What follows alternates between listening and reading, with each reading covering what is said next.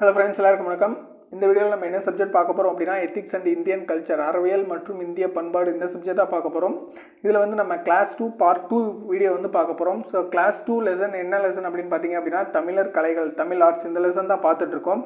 So இதில் already உங்களுக்கு part 1 video வந்து அப்லோட் பண்ணியிருக்கேன். அந்த பார்ட் 1 வீடியோவில் வந்து என்ன டாபிக் பார்த்தோம் அப்படின்னா ஆர்கிடெக்சர், கட்டிடக்கலைகள், இந்த டாபிக் தான் வந்து பார்த்தோம். ஸோ இந்த வீடியோ பார்த்தீங்க அப்படின்னா ஆல்ரெடி நான் அப்லோட் பண்ணியிருக்கேன். ஸோ பார்க்கல அப்படின்னா பாருங்கள், நம்ம சேனலில் போய்ட்டு பிளேலிஸ்ட்டில் போய்ட்டு எத்திக்ஸ் அண்ட் இந்தியன் கல்ச்சர், அறிவியல் மற்றும் இந்திய பண்பாடு, அந்த பிளேலிஸ்ட் இருக்கும். ஸோ அதில் பார்த்தீங்க அப்படின்னா உங்களுக்கு பார்ட் 1 வீடியோ அப்லோட் பண்ணியிருப்பேன். ஸோ இந்த வீடியோவில் பார்த்தீங்க அப்படின்னா பார்ட் 2வில் வந்து எந்த டாபிக் பார்க்க போகிறோம் அப்படின்னா ஸ்கல்ப்சர், சிற்பக்கலை, இந்த டாபிக் தான் வந்து பார்க்க போகிறோம். ஸோ இந்த டாப்பிக்கில் பார்த்தீங்க அப்படின்னா நம்ம சங்க காலம், அதுக்கப்புறம் சோழர்கள், பாண்டியர்கள், பல்லவர் காலத்தில் வந்து சிற்பக்கலைகள், ஸ்கல்ப்சர்ஸ் வந்து எந்த மாதிரி இருந்திருக்கு, ஸோ அதுக்கு சான்றுகள், எக்ஸாம்பிள்ஸ்லாம் வந்து எடுத்துக்காட்ட என்னென்னு சொல்லியிருக்காங்க அப்படிங்கிறதா வந்து இந்த வீடியோவில் பார்க்க போகிறோம். அந்த வீடியோக்குள்ளே போகலாம். ஃபர்ஸ்ட் பார்த்தீங்க அப்படின்னா சங்க காலம், சங்கம் ஏஜில் வந்து நம்ம சிற்பக்கலைகள்லாம் எந்த மாதிரி இருந்திருக்கு அப்படிங்கிறத பார்க்கலாம். சிற்பக்கலையோட தோற்றுவாயாக எதை வந்து பார்க்குறாங்க அப்படின்னா நடுக்கற்கள் தான் வந்து சிற்பக்கலையோட தோற்றுவாயாக கருதுகிறாங்க. ஸோ அந்த நடுக்கற்கள் அப்படிங்கிறது என்ன அப்படின்னு பார்த்தீங்க அப்படின்னா போரில் வீர மரணம் அடைந்த வீரனின் பெருமையையும் அவனுடைய பேரையும் எழுதி வைத்து வழிபடும் கல். ஸோ அதுதான் வந்து நடுக்கல். ஸோ இந்த நடுக்கல்லை வந்து வீரக்கல் இல்லைன்னா நினைவுக்கல் அப்படின்னு சொல்லுவாங்க. இந்த நடுக்கல் தான் வந்து சிற்பக்கலையோட ஒரு அப்படிங்கிறத சொல்லியிருக்காங்க. ஸோ கல்லினால் செய்யப்படுவது வந்து கற்சிற்பங்கள், அதே மாதிரி உலோகம், மெட்டல்ஸில் அதில் வந்து செய்கிறது வந்து படிம உருவங்கள். அடுத்து பார்த்தீங்க அப்படின்னா காவேரி பூம்பட்டினத்தில் வந்து சுதை சிற்பங்களை வந்து இந்திர விழா கொண்டாடும் போது அந்த சுதை சிற்பங்களை வந்து மக்கள் கண்டு மகிழ்ந்தனர் அப்படிங்கிறது மணிமேகலையில் வந்து சொல்லியிருப்பாங்க. இதான் இன்னொன்று என்ன சொல்லியிருப்பாங்க அப்படின்னா மணிமேகலையில் பார்த்தீங்க அப்படின்னா நம்ம சிற்ப கலைஞர்கள் இருக்காங்க இல்லையா, அவங்கள வந்து மண்ணீட்டாளர்கள் அப்படிங்கிற வழக்கம் இருந்திருக்கு. சிற்ப கலைஞர்களை வந்து மண்ணீட்டாளர் அப்படிங்கிற அவங்கள வந்து அந்த மாதிரி பேர் சொல்லி அழைக்கும் வழக்கம் இருந்தது அப்படிங்கிறத மணிமேகலையில் வந்து சொல்லியிருக்காங்க. ஸோ அடுத்து பார்த்தீங்க அப்படின்னா சிற்பங்கள், ஸ்கல்ப்சர்ஸ், இது வந்து 2 டைப்ஸ், 2 வகைப்படுத்துவாங்க. ஒன்று பார்த்தீங்க அப்படின்னா புடைப்பு சிற்பங்கள், எம்போஸ் ஸ்கல்ப்சர், இன்னொன்று வந்து தனி சிற்பங்கள், இண்டிவிஜுவல் ஸ்கல்ப்சர். புடைப்பு சிற்பங்கள் பார்த்தீங்க அப்படின்னா கல், மரம், சுவர், சுதை, ஸோ இந்த மாதிரி பொருட்கள்லாம் வச்சு உருவத்துடைய முன்புறம் மட்டும் அமைக்கிற மாதிரி செஞ்சுருப்பாங்க. ஸோ அது வந்து புடைப்பு சிற்பங்கள். தனி சிற்பங்கள் பார்த்தீங்க அப்படின்னா உருவத்துடைய முன்புறம் பின்புறம் முழுவதும் வந்து தெரியும், அதாவது முழு வடிவமாக வந்து வடிச்சிருப்பாங்க. ஸோ அதுதான் வந்து தனி சிற்பங்கள்.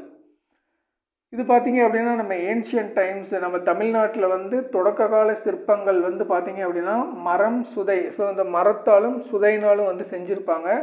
என்னென்ன, அதாவது மரம்னால எந்தெந்த இது செஞ்சுருப்பாங்க அப்படின்னு பார்த்தீங்கன்னா சுந்தர வரதராஜ பெருமாள் கோயிலில் இருக்க கடவுள் உருவங்கள் இருக்கு இல்லையா, ஸோ அதை வந்து மரத்தால் வந்து செஞ்சுருப்பாங்க. அதே மாதிரி திருவல்லிக்கேணி பார்த்தசாரதி பெருமாள், அப்புறம் காஞ்சி பாண்டவதூர பெருமாள் உருவங்கள், ஸோ இந்த 2 உருவங்களும் பார்த்தீங்க அப்படின்னா சுதையில் வந்து செஞ்சுருப்பாங்க. ஸோ பல்லவர் காலம் பார்த்தீங்க அப்படின்னா அதாவது கல்லினால் சிற்பம் அமைக்கும் முறை வந்து பல்லவர் காலத்துலேயும் உலோகத்தினால் சிற்பம் அமைக்கும் முறை இது வந்து பிற்கால சோழர்கள், லேட்டர் சோழர்ஸ்ன்னு சொல்லுவாங்க. ஸோ இவங்க காலத்துலேயும் இது பின்பற்றினாங்க. ஸோ அடுத்தது பல்லவர் காலம், பல்லவா பீரியடில் வந்து நம்ம சிற்பங்கள் வந்து எந்த மாதிரி இருந்திருக்கு, சிற்ப கலைகள் இருக்குது அப்படிங்கிறத பார்க்கலாம். முதலாம் மகேந்திரவர்மனுடைய கோயில் பார்த்தீங்க அப்படின்னா அதில் வாயிற்காவலர்கள் உருவங்கள் இருக்கு இல்லையா, அது வந்து புடைப்பு சிற்பங்களாக இருக்கும். இதே இந்த புடைப்பு சிற்பங்கள் உருவங்கள் தான் வந்து தமிழகத்தில் காணப்படும் முதல் சிற்பங்கள் அப்படிங்கிறது சொல்லியிருக்காங்க. ஸோ அடுத்து வாயிற்காவலர்களுடைய சிற்பங்கள் வந்து கற்களால் செஞ்சுருப்பாங்க. அதே மாதிரி கருவறையில் இருக்க சிற்பங்கள் வந்து மரம் இல்லைன்னா சுதையினால் செஞ்சுருப்பாங்க. அந்த சுதைங்கிறது என்னன்னு பார்த்தீங்க அப்படின்னா சுண்ணாம்பு காரை, ஸோ அதை சுண்ணாம்பு காரையால் செஞ்சது தான் அது நேம் வந்து சுதைன்னு வச்சுருப்பாங்க. ஸோ அடுத்து பல்லவர் காலத்தில் வந்து கடவுள் போலவே அரசன் மற்றும் அரசி உருவங்களை வந்து உயரமாக செதுக்கும் வழக்கம் வந்து இருந்திருக்கு அப்படிங்கிறத சொல்கிறாங்க இவங்க காலத்தில். ஸோ அது மட்டும் இல்லாமல் பார்த்தீங்க அப்படின்னா மாமல்லபுரத்தில் கோவர்தன மலை மண்டபம் இருக்குது. ஸோ அதுக்கு பக்கத்தில் பார்த்தீங்க அப்படின்னா பக்ரீதன் தவம் அப்படிங்கிற ஒரு சிற்ப தொகுதி வந்து வடிவமைத்திருப்பாங்க. அதே மாதிரி உங்கள் காலத்தில் பார்த்தீங்கன்னா புராண செய்திகளே வந்து சிற்பங்களாக வந்து செஞ்சுருப்பாங்க. ஸோ அடுத்தது நாமக்கல் மலைக்கோட்டையில் வந்து பார்த்திங்கன்னா இருபுறம் வந்து மகேந்திரவர்மனுடைய குடவரை கோயில்கள் வந்து அமைச்சிருப்பாங்க. ஸோ கிழக்கில் பார்த்தீங்க அப்படின்னா பெருமாள் கோயிலும், மேற்கில் பார்த்தீங்க அப்படின்னா நரசிம்மர் பெருமாள் கோயிலும் இருக்கும். ஸோ ஒரே மலையில் 2 குடவரை கோயில்கள் இதுதான் இது சிறப்பு அம்சம். அடுத்து சோழர் காலம், சோழா பீரியட், அதாவது சோழர் பீரியட், சோழர் காலத்துடைய சிற்பக்கலைகள் பார்த்தீங்க அப்படின்னா உயர்ந்த புடைப்பு சிற்பங்களாக இருக்கும். முழு உருவ சிற்பங்கள் அமைப்பு, அது சிற்பங்கள் அமைப்பு வந்து உயர்ந்த புடைப்பு சிற்பங்களாகவும் முழு உருவ சிற்பங்கள் tall embossed sculpture and fully structured இமேஜாக இருக்கும். அது மட்டும் இல்லாமல் பார்த்தீங்க அப்படின்னா இது உங்களுடைய சிறப்பு அம்சமே வந்து உயரமான மகுடங்கள், மெல்லிய உடல் அமைப்பு, இது இந்த மாதிரி சிற்பம் வடிவமைக்கிறது வந்து சோழர் காலம், சோழா பீரியடோடைய ஒரு சிறப்பு அம்சமாக இருந்திருக்கும். ஸோ அடுத்து பார்த்தீங்க அப்படின்னா பிற்கால சோழர்கள், லேட்டர் சோழர்ஸுடைய சிற்பங்கள் பார்த்தீங்க அப்படின்னா அந்த சிற்பங்களில் அணிகலன்களும் அலங்காரங்களும் வந்து செஞ்சுருப்பாங்க. அடுத்தது 2ஆம் ராஜராஜ சோழன், ராஜராஜன் 2, 2ஆம் ராஜராஜன் சோழன் கட்டிய தாராசுரம் கோயிலில் பார்த்தீங்க அப்படின்னா நாயன்மார்களுடைய வாழ்க்கை குறிக்கும் வகையில் 90 சிற்பங்கள் வந்து வடிவமைச்சிருப்பாங்க. அடுத்தது நம்ம இந்த சோழர் காலம் இருக்கு இல்லையா, சோழா பீரியடை வந்து உலோக சிற்பங்களுடைய பொற்காலம்னு சொல்லுவாங்க, golden age of metal sculpture. So அது மட்டும் இல்லாமல் செப்பு திருமேனிகளின் பொற்காலம், கோல்டன் ஏஜ் ஆஃப் காப்பர் ஐடியால்ஸ்னு சொல்லுவாங்க. சோழர் காலத்துடைய செப்பு திருமேனிகளுள் சிறந்தது எது, அதாவது உலக புகழ் வாய்ந்தது எது அப்படின்னு பார்த்தீங்கன்னா நடராஜ சிலை. ஸோ அதுதான் வந்து செப்பு, அதாவது சோழர் காலத்துடைய செப்பு திருமேனிகளுள் உலக புகழ் வாய்ந்தது வந்து நடராஜ சிலை. அடுத்து பார்த்தீங்க அப்படின்னா விஜயநகர் மற்றும் நாயக்கர் காலம், இவங்க காலத்தில் வந்து சிற்பக்கலை ஸ்கல்ப்சர்ஸ் வந்து எந்த மாதிரி இருந்திருக்கு அப்படின்னு பார்த்தீங்கன்னா உயர்ந்த தூண்களுடைய மண்டபம் அமைத்தல். ஸோ அதுதான் இவங்களுடைய முக்கியமான இதாக இருந்திருக்கு.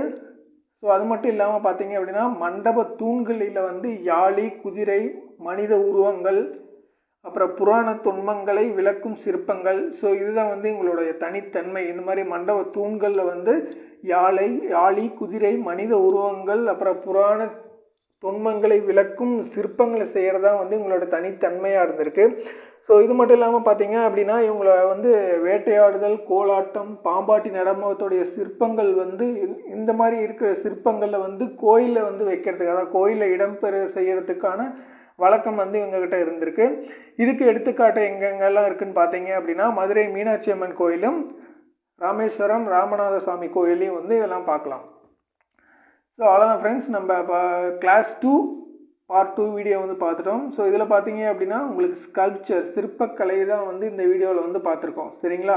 ஸோ உங்களுக்கு அடுத்த நெக்ஸ்ட் வீடியோ வந்து உங்களுக்கு பார்ட் 3 வந்து அப்லோட் பண்ணுறேன். ஸோ இந்த வீடியோ பிடிச்சிங்கன்னா லைக் பண்ணுங்கள், ஷேர் பண்ணுங்கள், சப்ஸ்கிரைப் பண்ணுங்கள், மறக்காம பெல் ஐக்கான் வந்து கிளிக் பண்ணிக்கோங்க. அப்போ தான் நான் வீடியோஸ் அப்லோட் பண்ண உங்களுக்கு நோட்டிஃபிகேஷன்ஸ் வரும். ஸோ எங்கள் வீடியோஸ் பிடிச்சிருந்ததுன்னா ஷேர் பண்ணுங்கள். தேங்க்யூ.